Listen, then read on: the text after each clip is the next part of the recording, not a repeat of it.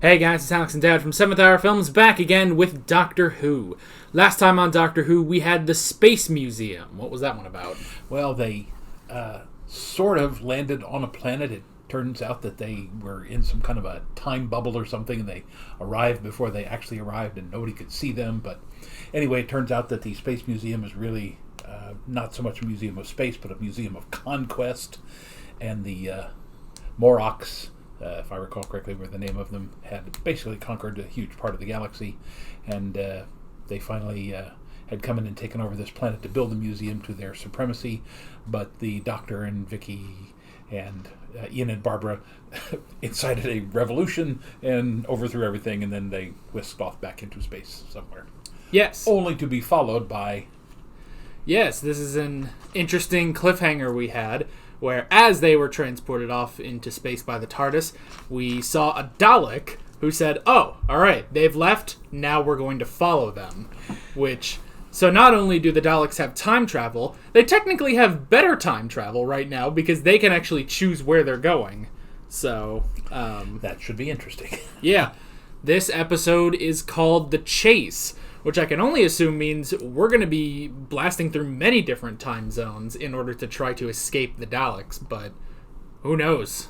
This will definitely, I think, will be an interesting one for our Dalek episodes, which so far, in the actual series, we've only had 2 Dalek serials, so hopefully they do something different and more interesting than just, we gotta go stop those Daleks on this planet. Yeah. So...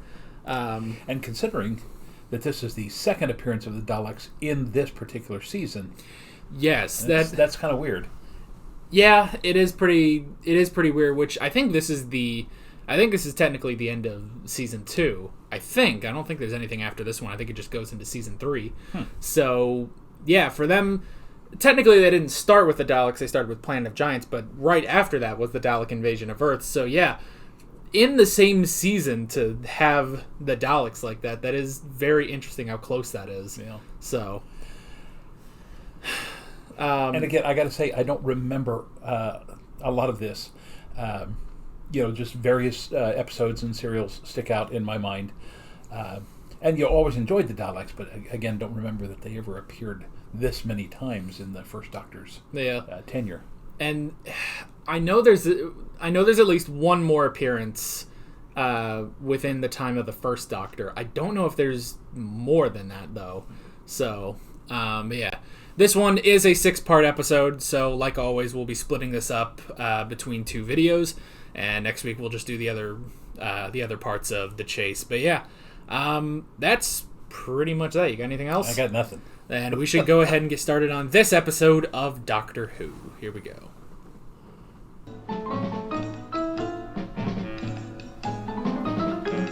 Unless they're landing in a 50s jazz club.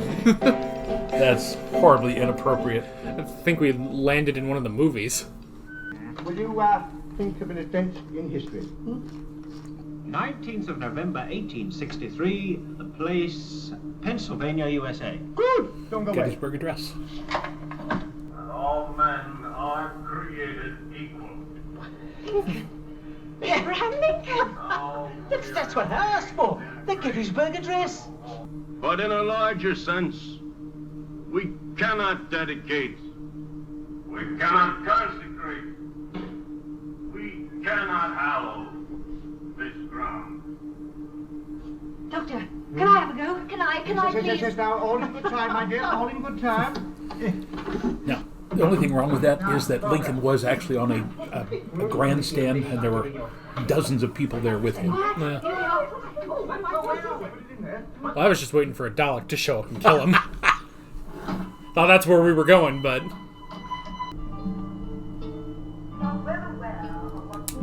It's Queen Elizabeth I. The Doctor's future wife. I also have an idea that you may wish to use. The history of Hamlet, Prince of Denmark. I'm afraid not, sir. Do you know the story, then?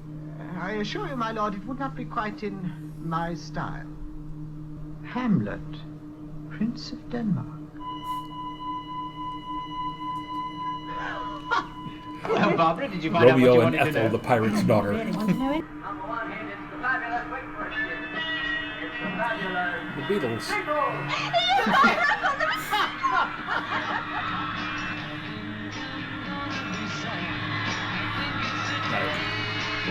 don't remember this at all. I remember the Beatles, but not being on Doctor Who.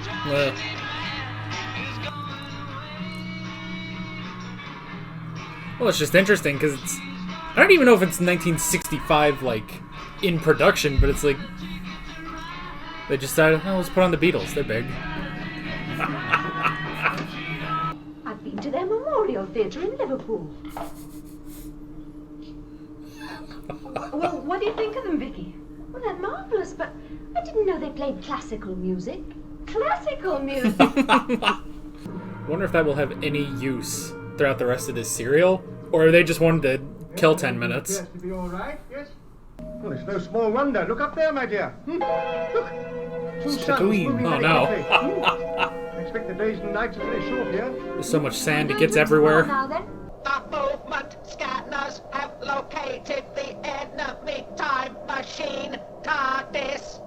TARDIS. TARDIS. TARDIS. TARDIS. Doctor, he said the TARDIS. And look on their screen, that's us. What is more important, he referred to the TARDIS as the enemy time machine. They will pay for their crime. Annihilate. Annihilate. Annihilate. Annihilate. Annihilate. Annihilate. Exterminate them.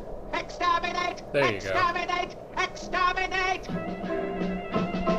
Now they're trying to justify saying exterminate a lot by saying other words 20 times.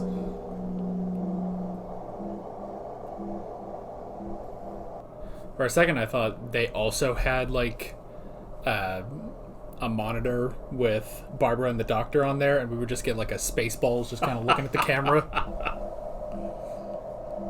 Makes you wonder how many of these went right around the corner and came back in. Well, at first I thought that was just a revolving door that they had to go through.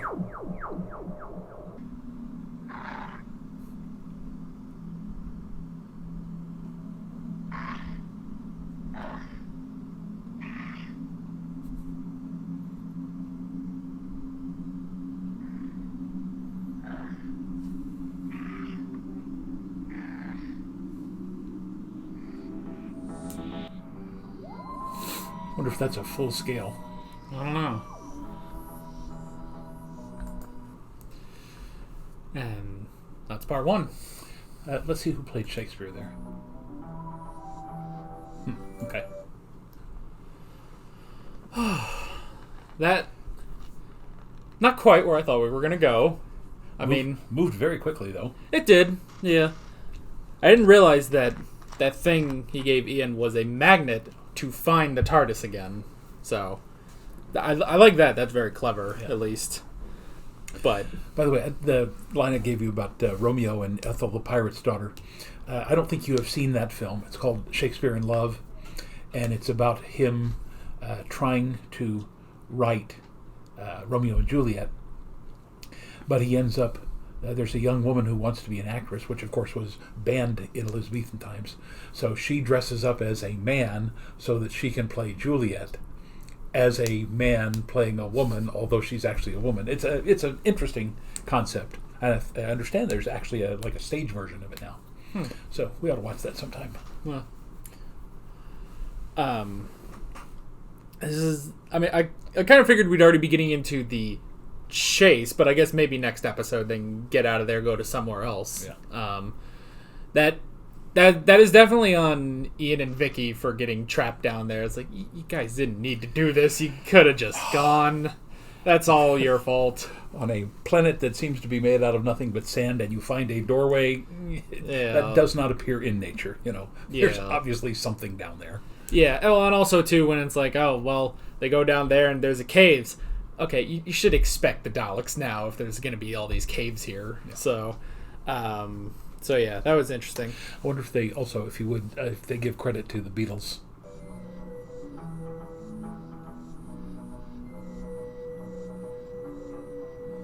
Nope. No credit to the Beatles. Wow. That is interesting though. Just like, I mean, I don't know when the Beatles started. again, I got there in '63, and they were really making it big in '63. But I think their first hit came out in either '61 or '62.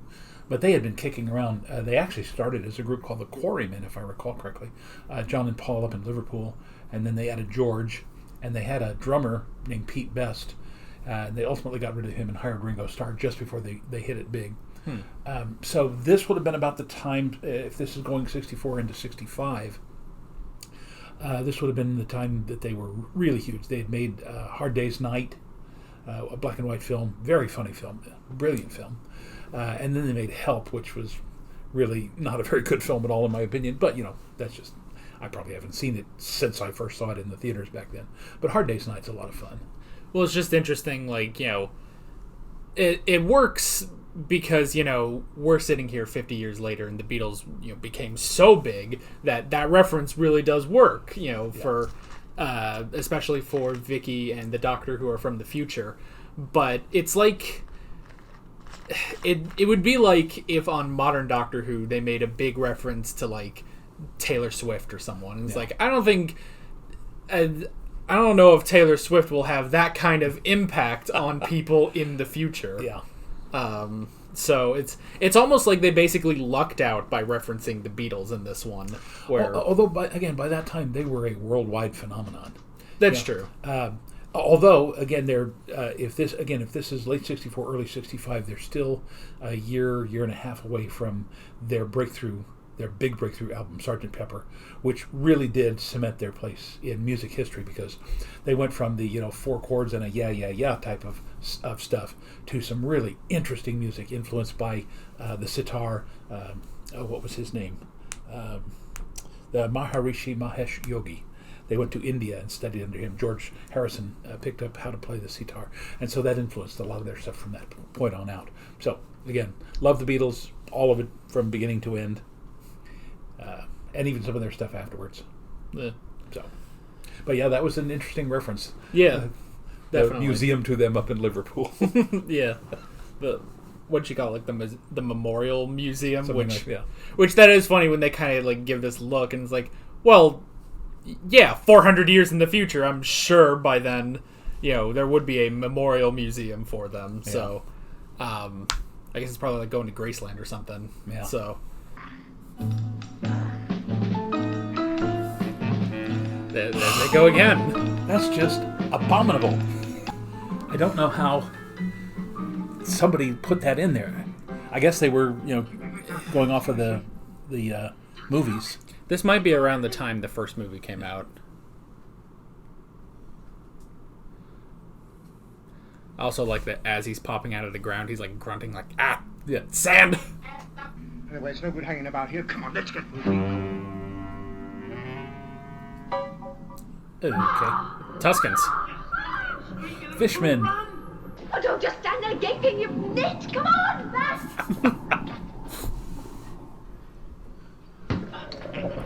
Good job, Ian. It is undamaged. The good news is I found a way out.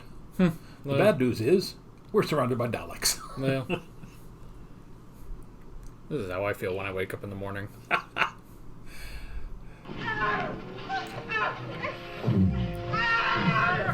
Get some drawn butter.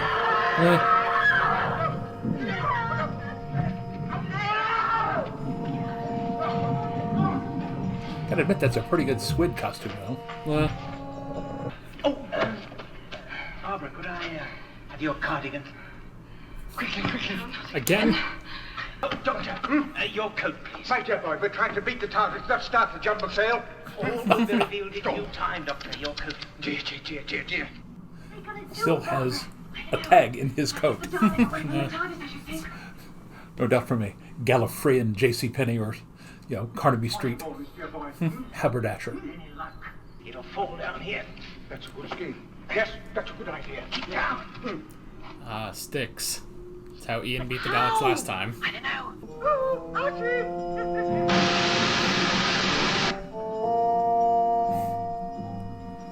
Mighty slow moving. Over here! It's a good thing they can dodge those blasts since they'd don't have any defined shape.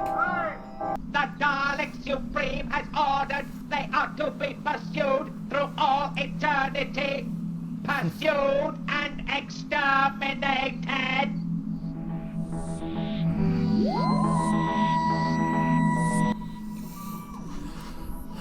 Alrighty. That's part 2.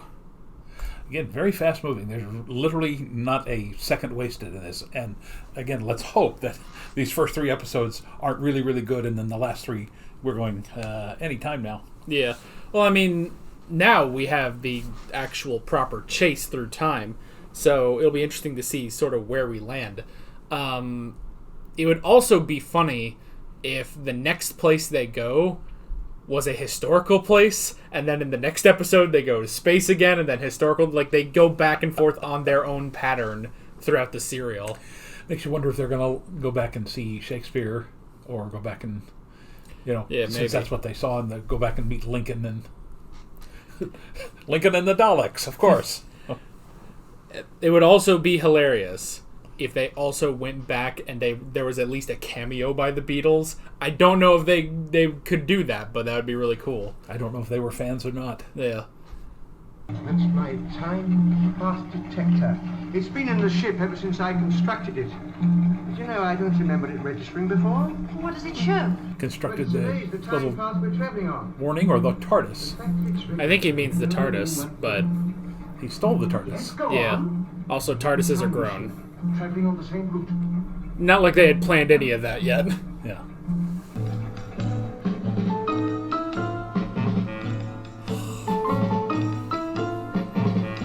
I guess this is their space-time music. And that's their time vortex. Yeah. Enemy time machine position now constant. Lock tracking device. It's nice to know the Dalek sets are getting trippier. Tracking.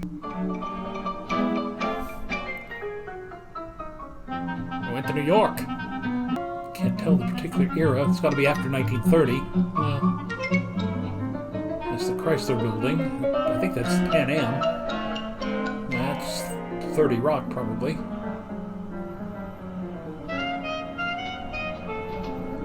Have they ever gone to America? Not yet, I don't think. Huh.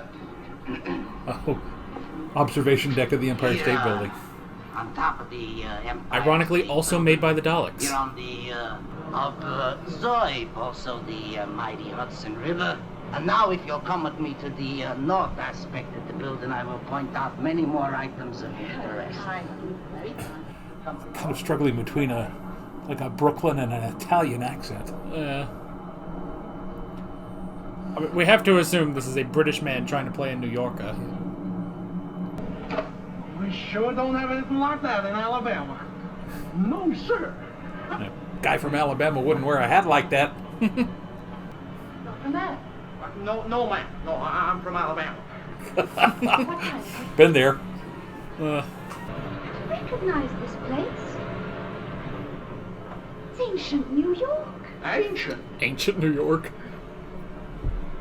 The book That's pictures fine. of it in our history books was destroyed in the Dalek invasion. Oh, I guess that makes sense. How many more of you are there in that? Yeah, I diggity, I knew I was right. You should be wearing police uniforms, of course. You're always in a chase. Chase, yes, as a matter of fact, young man, that's exactly what this is. Now, if you'll excuse me, I must be getting along. It's the chase, you know. Sure thing, mister. I understand. The Doctor has Just never wait till wanted to I punch tell folks someone back home more. I met some real life movie, but that's real clever how they've done that. Sure, but don't beat off. I watched the Daleks land in the same spot.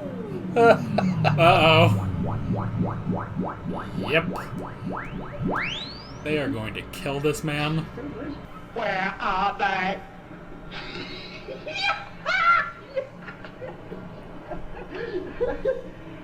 They just left. Just hold it there, mister. I want to get a picture of this.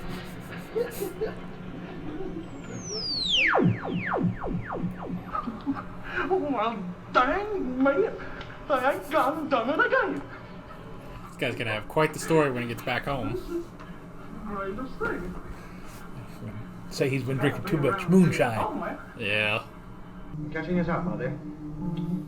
Will you get my screwdriver, Charles, the large one? One that I was fiddling with on the visualizer. Okay. But I'm not ready! I'm not ready! We can't beat them now! Oh, gracious. No. It was weird, he was actually using the screwdriver. Take off as quickly as we can, Ken. Oh no.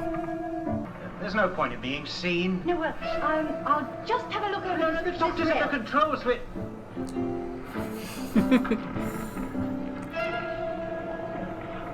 And end up getting kidnapped. We are materializing now. Now, there's a very famous ship mystery. The ship was called the Mary Celeste, where literally everybody on board disappeared without a trace. Wait, do not move. Answer my questions. The Daleks have to be so infuriated. No! No! No! Please! No! Please! No! No! Whoop! Oh. When the ship was found, there was half-eaten food on the tables and things like that, and it just everybody on board seemed to have disappeared. Yep. Yep. It was the Daleks the whole time. Is that better? We must trace the facts. The Daleks are closing in on us.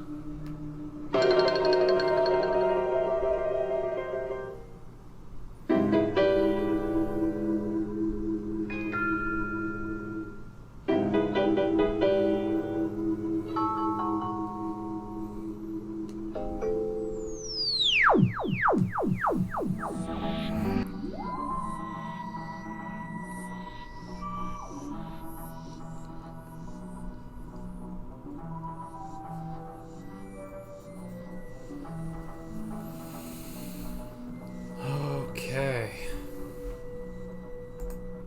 That is... Now, Jack Pitt, I swear he was in one of the other two episodes. He was, I think, like the Meyer creature or something. Maybe. It would make sense to try to reuse some actors. So, all right. That is the first 3 parts of The Chase. Now, I have to say this. The idea of landing at the various places, very good. They've handled it good so far. But, again, why did they have to make the landing at the Empire State Building so cornball? Yeah. All right? That could have been handled without being quite so overdone. I mean, they did the Mary Celeste that way. All these other, when they landed on the Iridian planet, it's just that you would think the director, seeing everything else, would say we can't overdo that. It would have been just as effective without the guy from Alabama being a complete and total yahoo. Yeah. So that's my only quibble about this entire series so far, is that scene could have been played a completely different way and still been just as effective. Yeah. It was... I mean, it was definitely interesting, the fact that, the gang shows up and they encounter this guy and they immediately are like, we have to get away from this guy. He is ridiculous. And then the Dalek shows up and then he's talking to him. It's like, you can just see it. Even though they cannot change the Dalek expression at all. You can just see it's like, okay, we're going to go. If they're not here, I'm leaving then. It's Morons. like, I am so tempted to just kill you now. So, that, yeah, it was a little ridiculous having Alabama guy there. Yeah. So, and having lived in Alabama just before we moved to England, I lived there from 59 to 63. Nobody in Alabama wore a cowboy hat like that. That's a much further western thing. I mean, you definitely see those in Texas, Oklahoma, maybe New Mexico and Arizona, but nobody in Alabama would have worn that in that time period. Well, that's just interesting because, it's very obvious they were trying to capture the hick of America. It's the first time they go to America. This is what they're doing. And it's like, all right, the British, they're capturing the hick. They must have just looked at a map and been like, that state, Alabama. Okay, we'll go with that one. That's in the South. And it's like, you could have picked any state, and yeah, if you're going to wear that hat, you could have said Texas or anything. It probably would have worked. And again, his personality would have made more sense from Texas, because even back then, the Texans believed that, as we used to say, from a whole nother country. From a whole nother planet, actually. Well, yeah. All right, so we can go into the notes. Some of these we've kind of already talked about. So I wrote down the Time TV, or the time-space visualizer. Again, I'm not fully sure what the function of that thing is, and it's such a gigantic prop, too. Now, it would seem to me that hopefully they introduced it once, and then it will come back in the next 3 episodes as some part of their getaway plan. Because, yes, like you said, this is kind of like the Iridians. It seems to me that's a huge construction just to watch 2 or 3 minutes of Abraham Lincoln and the Beatles, and then not use it for anything else, and then construct an entire planet for the Iridians, and then get off of it as quickly as possible without actually seeing the fishmen fight the Daleks or anything like that. So now this one I understand. You land on the Empire State Building and then the Marie Celeste, because again it's a chase, and again the pace of this is excellent. The only thing is that huge glaring I don't even know what to call it. I guess it's style on the Empire State Building just does not fit in with the rest of this. Yeah, because I guess the only other they use the visualizer, and they see these different moments, and then luckily and kind of randomly they were able to see the Daleks, and then they figured out, the Daleks are coming after us. We need to get out of here. But other than that, it's like, this hasn't had another use yet. It's like, it seems to be like, well, conveniently, the Doctor just happened to pick this up from the museum and got it working just in time to realize that the Daleks are chasing them. Yeah. So I hope it gets, more use. The only thing I could think is that maybe with that and with the Iridians, where it's like, oh yeah, this seems like a lot of money that you're kind of spending to make all these things. I almost wonder if, in a way, it's like a weird flex. It's like, we have that high of a budget now that we can make this giant television and only use it in 1 episode. I don't know. That doesn't seem like the smartest thing to do, but if they give you a budget, you got to spend it. Otherwise, you don't get any budget the next time around. I guess that's true. So, I don't know. So the first thing that we saw was Gettysburg, which was interesting. And sort of to kind of go along with the scene in New York, it's very interesting because you can pretty much tell it's like, this is a British person trying to do any form of an American accent, and we technically got 3 this time around. We got the guy who was doing Abe Lincoln. It was decently convincing, because it was just a standard American accent. And then later on, we got the guy trying to do the more Brooklyn accent, which was kind of hit and miss, and then Alabama man, who was a little over the top. Yeah. Now, this is, again, want to talk about, we always go off script. I've done some research. A couple of years back, in fact, about almost 15 years ago, we were doing a Veterans Day program at the middle school. And you probably remember this because you were there at the time, I think. And I read the Gettysburg Address as part of the memorial thing, because he was dedicating a cemetery there. But when I was doing the research, there are people who wrote about Abraham Lincoln, about what a magnetic personality this guy had, but they also wrote about the fact that he really did not have a very strong voice. And every time we see Lincoln, everybody always wants to play Abraham Lincoln with this deep, sonorous, wonderful voice. And the people who wrote about it said, actually, the man had a very kind of high, thin voice, and so, he would be, 407 years ago, instead of the very deep one. So it was just kind of interesting that they went with the rather stereotypical view of Lincoln as this great orator who had a very deep voice, and he was a great speaker, but according to all accounts, the man's voice did not carry well at all. Yeah. Well, don't they, in the Lincoln movie, don't they sort of highlight that? At least that's, I think, one of the things I noticed. His voice is kind of maybe a bit more softer Yeah. And again, Daniel Day-Lewis, British actor playing the American president. Yeah, I mean, which it is one of those things where it's like, oh yeah, he's a British actor playing an American president. We also had Henry Cavill, who played Superman. This at very least American character, born raised in Kansas, born in Krypton, but whatever. And it's like, yeah, and he's still played by a British actor. It's like, well, if they know what they're doing, they can be pretty good. Yeah, I would have never guessed that Henry Cavill was British. Daniel Day-Lewis, again, that was a little bit more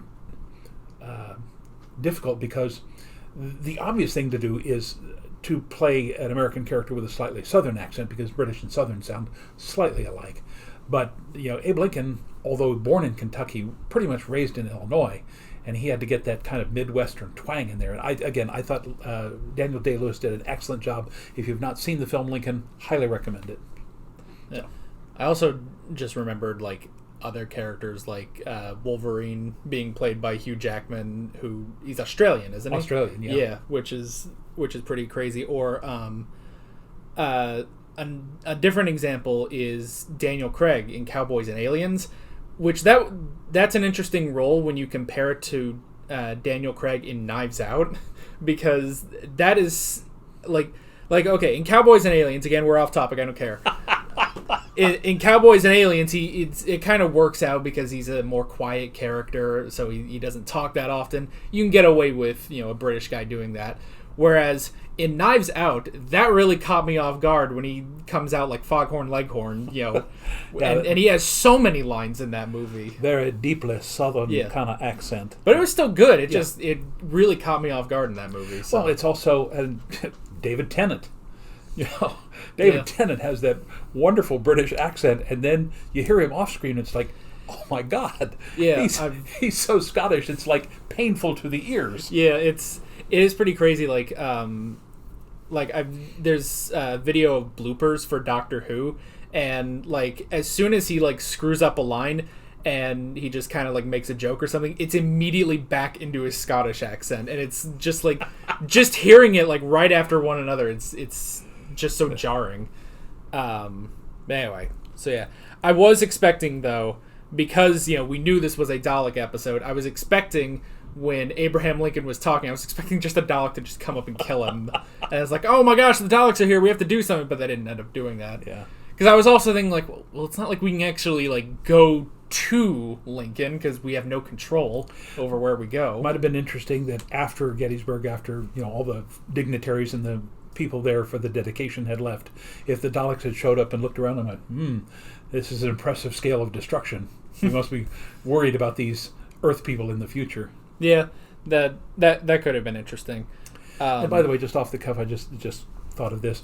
I've actually done a Scottish accent before. Did a play by Robert Bolt called Vivat Regina, and I played Mary Queen of Scots' third husband, Jamie Bothwell. And strangely enough, when we did Macbeth, we didn't do Scottish accents. I don't know why. Well, I mean, if the entire cast has to do that might be a bit of a trick. But so yeah, let's see. We did see Shakespeare, which was interesting. It's also interesting on multiple reasons for Doctor Who, because it's like, oh, it's Queen Elizabeth I, and it's like, we've seen the 10th Doctor marry Queen Elizabeth I in the 50th anniversary, so that was kind of funny. And also the fact that there is a 10th Doctor episode where they do go back and meet Shakespeare. So it was kind of interesting because the guy that plays Shakespeare in that episode sort of plays it differently from the guy that played him in this. So it was just kind of interesting, sort of comparing them. Yeah. So, let's see. And then we did get the Beatles, which was also pretty cool. Which I guess that was just playing footage of the Beatles that was on TV. Yeah. They didn't specifically, because with the others, okay, we have to get an actor to be Lincoln, actors to be Shakespeare and Queen Elizabeth, but it was just TV footage. I mean, I think they even, found Vicky specifically, tuned in to the BBC to watch them. Yeah. So I can't remember. There were several shows. In fact, I think one of them used to play either just before or just after the Doctor Who on Saturday. The only name that comes to mind is Top of the Pops, but there were other shows as well that showcased a lot of the early British acts there. I remember following not just the Beatles and the Rolling Stones, but Dave Clark 5. Who were the other Mersey guys? I'll think of them. I'll come back to that. But yeah, the Searchers or the Seekers, something like that. They did some instrumental stuff. Great music from that time period. Of course, as you know, that's what I play. The only music I listen to that we listen to is classic rock. Anything after 1980, we just don't listen to it. It's not as good as the stuff from the 60s and 70s. Well, I mean, I guess I don't have too many preferences. It's the fact that you always controlled the radio, when we drove to school in the morning. So that's just what I listened to, because that's just what you had on. Yeah. So yeah. Let's see. Now, I did write down, I was curious if they were going to do this, that, they did tune into, and to the Daleks, to the Dalek ship, and that's how they knew that the Daleks were coming for them. I was thinking, okay, well, if you can, tune into the Daleks, could you not then use the visualizer to spy on them, figure out what they're trying to do, so that you can get a leg up on them? Well, let us assume that's what's going to happen, is that they will ultimately bring that back to figure out how to escape from the Daleks, at least temporarily. Right. Well, because I was also thinking, it's such a weird device to sort of have on this show, where it's we can watch Lincoln and Shakespeare and Queen Elizabeth and the Beatles, and it's this is a time travel show. You could just have episodes where you go back and meet them, but it's okay, well, I don't know. It was just sort of odd. It's we can watch history on here. It's you already do that. You just go witness it, firsthand. Well, at least I'm assuming that the idea behind this is that they will figure out some way to send the Daleks across the galaxy and the universe, really, on a wild goose chase. Using it to project themselves to be someplace when they're not, and the Daleks leave them alone. Maybe. Yeah, could be something like that. We did have the magnet that the Doctor gave to Ian, which was not used in any capacity other than to show that the Doctor didn't have it. But I did kind of like that. The fact that it's okay, we have a device that if we get lost, we can at least get back to the TARDIS. Which is good. I guess, I don't know how often, that is necessarily used, because I guess they sort of always know where the TARDIS is. It's just that, they're lost, they need to get back together, regroup, and then go to the TARDIS or something. Yeah. So, but it'd be interesting to get more use out of that in the future. They may be setting that up for, and again, up until just recently, they've been locked out of the TARDIS, or the TARDIS is under a pile of rubble or whatever. But now they're landing in places and they're having adventures where they know where the TARDIS is. They just can't or won't go back to it because they get involved in what's going on in that particular time period. It could also be, now that I'm thinking about it, maybe the reason they introduced the magnet is because, maybe that's the reason that the Daleks are able to follow them. Because, otherwise, I mean, it does sort of say something where it's okay, this is the third appearance of the Daleks.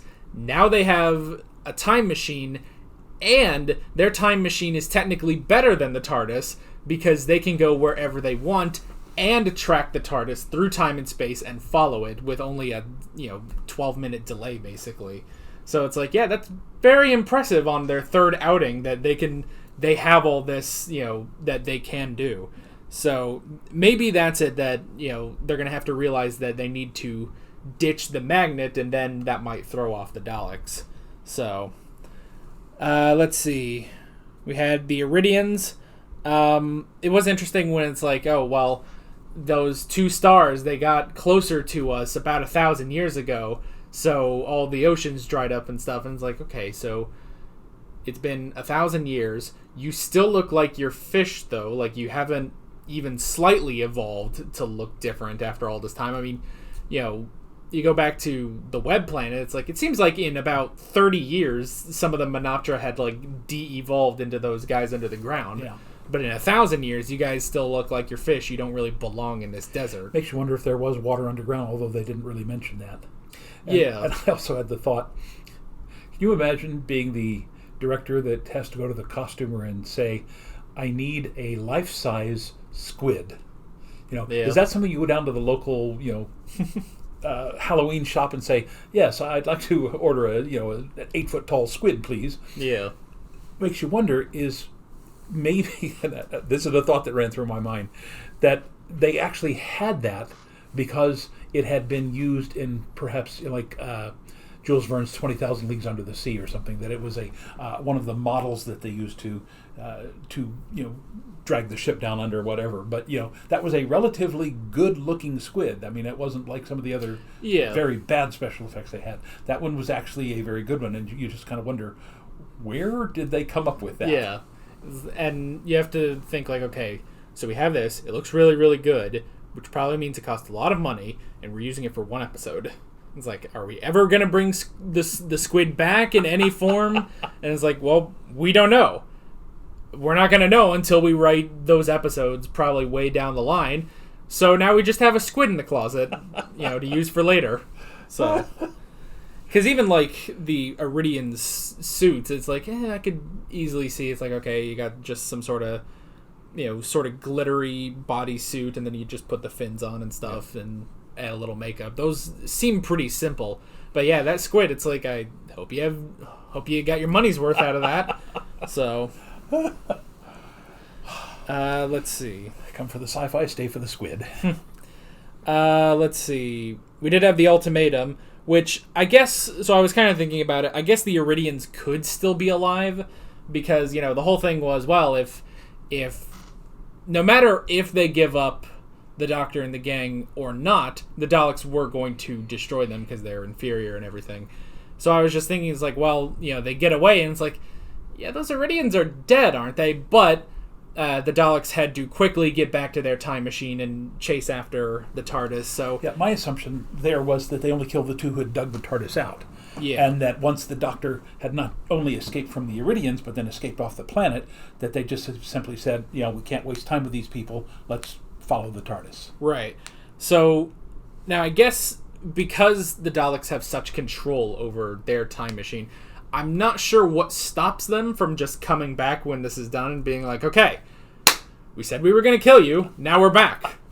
But you could probably also think, well, probably at the end of this, these specific Daleks are all going to be destroyed or something, because that tends to be what we do in these serials. In the first one, they all died on Skaro, then they came back and all died when they were sucked into the earth, and now they're back again. But at least the ones that were going to kill the Iridians, are probably just going to end up dying. So we've already lost two Daleks. One fell down the hole on Iridium. Yeah. And then the other one fell off the Mare Celeste. Yes, which also, I did kind of want to go back. Let me see if I could find that point. Because I want to see if you can actually, see the guy when the top comes off in the water. Don't exactly... I think it was right here. Yeah, this is the last guy.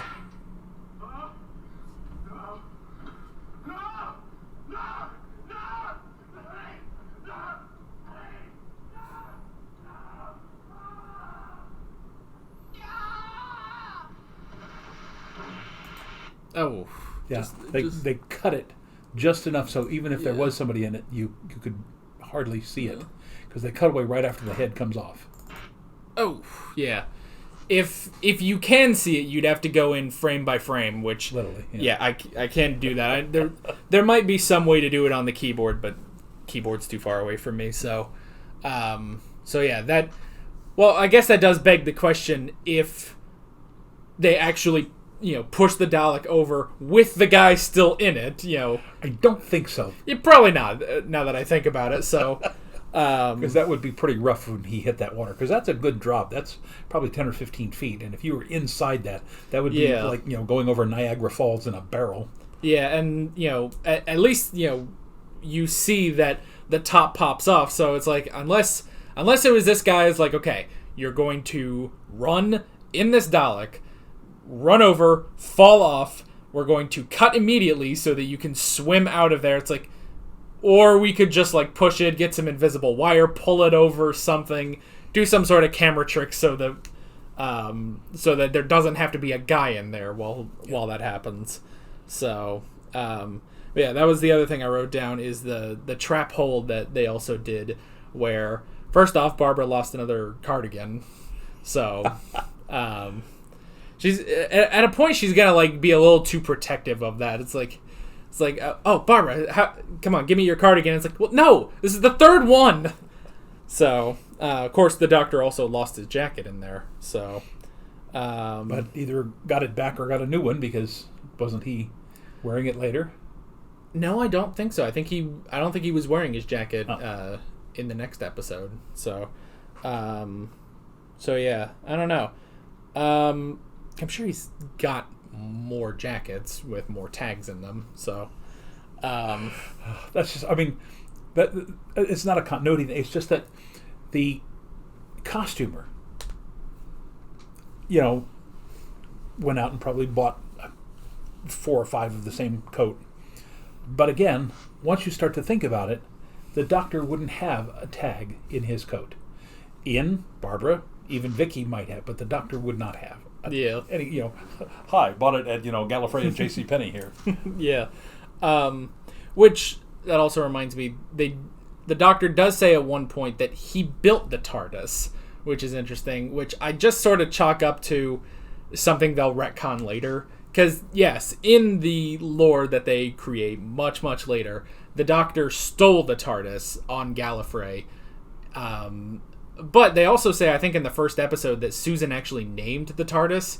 She's like, oh, I call it Time and Relative Dimension in Space. TARDIS for short. And it's like, well, yeah, but then you get into everything. Well, no, there were a ton of TARDISes that was just the ship of the Time Lords and stuff, but then that gets into Time Lords and everything, so... Since TARDIS sounds somewhat Latin, wouldn't the plural be Tardii? Tardii. Tardii. That doesn't sound right. Well, circus is technically circuses, but circi would, I think, be correct. And octopus would be octopi, and... I don't know. So, yeah. Okay. And I guess the last 2 things I wrote down were New York and the ship. So, yeah, the first time they went to America, I'm pretty sure that was the first time.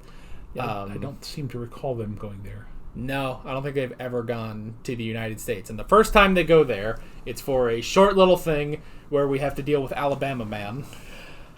So, which honestly, I feel like you could have just made that guy a New Yorker. It probably could have still worked. Like, just a New Yorker who's...